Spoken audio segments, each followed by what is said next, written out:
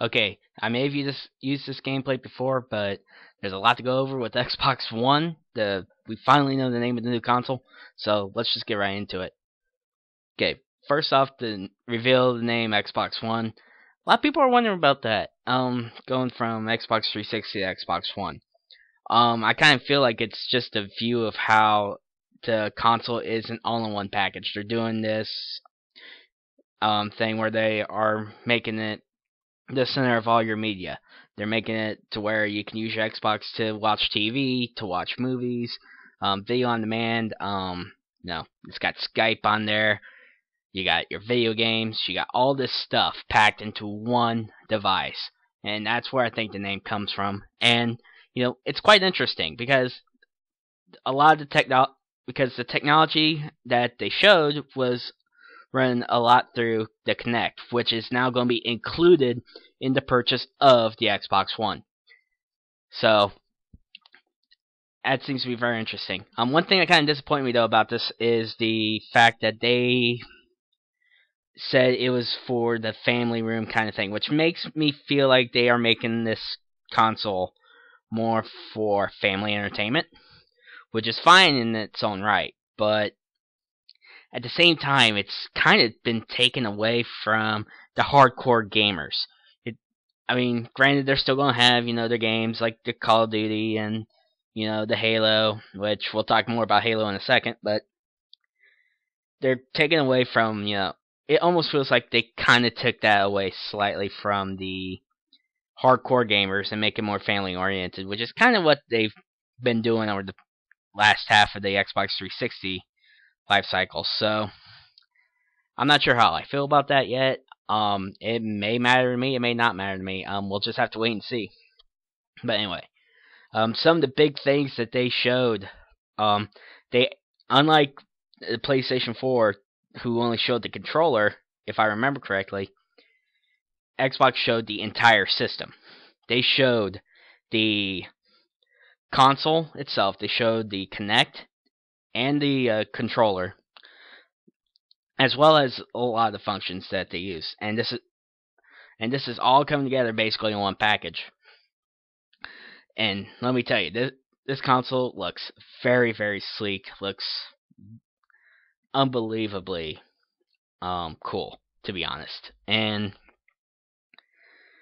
whenever I saw it, I was just like, wow. They made this very sleek. It looks very, very fashionable, I guess I could say. I can't really figure out the word I'm trying to think of, but it looks like something that you'd be glad to have, right against your TV. Sleek black color.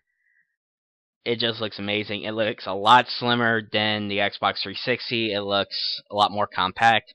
The controller seems to be a little bit smaller. And they did a lot of innovations to the console and the controller and all that. The console, 8 gigs of RAM, 5 billion transmitters throughout the entire console, Blu-ray, disc reader, and just a bunch of other stuff that they have brought into it and have made it so much better. Let's see, what else?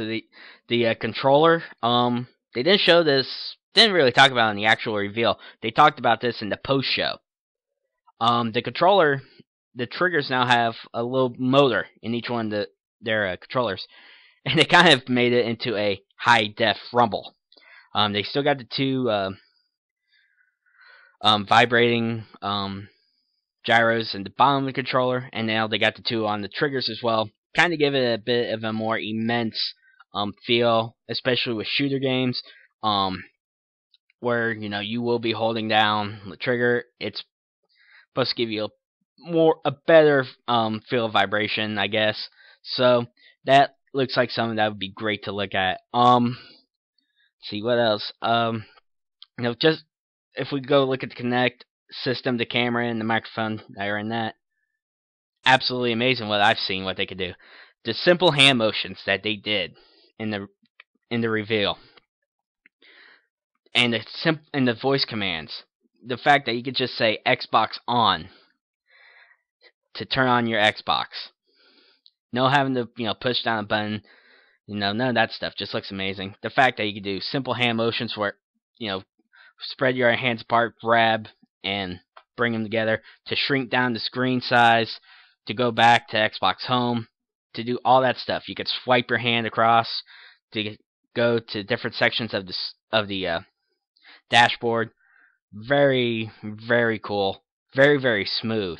And the fact that you can give commands like Xbox TV, Xbox, you can go to your TV guide.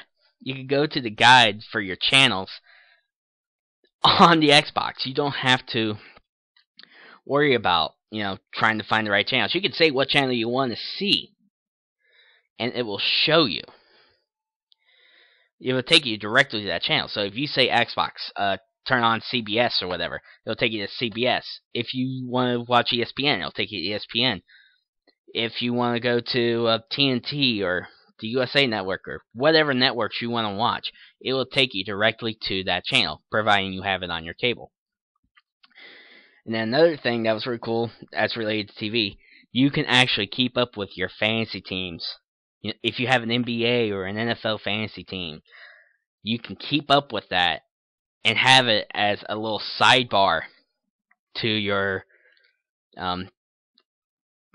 to what you're watching. If you're watching an NBA game, say you're watching the Heat versus the Lakers, and you got Kobe Bryant on your fantasy team, and he makes a big play, it will alert you about your fantasy team in the corner. And you can look at all the stats of all your fantasy team players and just, have some bragging rights. And that I thought was really cool. Got a few minutes left. Okay. Halo TV. 343 Industries has teamed up with Steven Spielberg to produce the Halo TV series that'll be coming out soon. Steven Spielberg? Are you kidding me? You got one of the greatest directors in movie history, in the history of movies, who's coming now and doing this Halo TV series. I don't know how they did it, but if it's got Steven Spielberg's name on it, I'll be willing to watch it. Hands down. What else did they show on there? They had they had several games that they talked about. EA coming out with the new Ignite engine, where they will have FIFA, the NBA, the can't remember if they said the MLB, and then they would have the not NHL but the NFL. They will have 4 games for their launch titles, and all of which, they've used this Ignite engine similar to the Frostbite engine. But EA Sports has this Ignite engine, better physics for in-game stuff, bringing, more of like they're immersing the feeling of actually being there.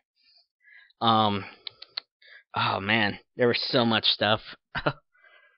Let's see, Call of Duty Ghosts was, the last bit.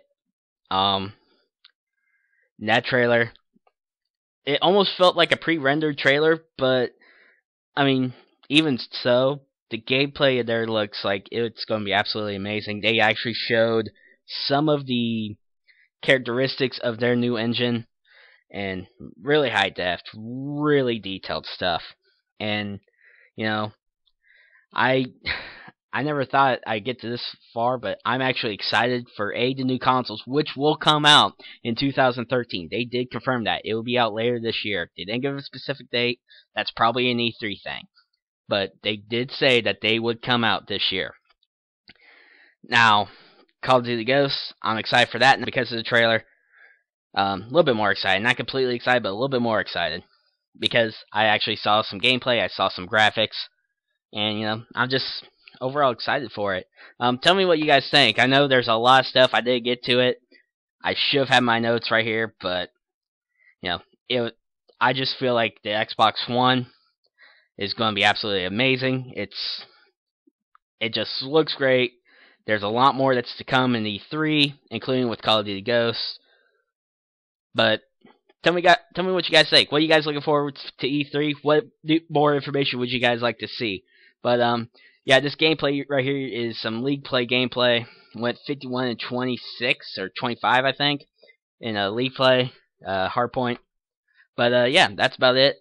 Comment, like, subscribe. My name's Lil Wooly 618. I'm out. Peace. God, I'm excited.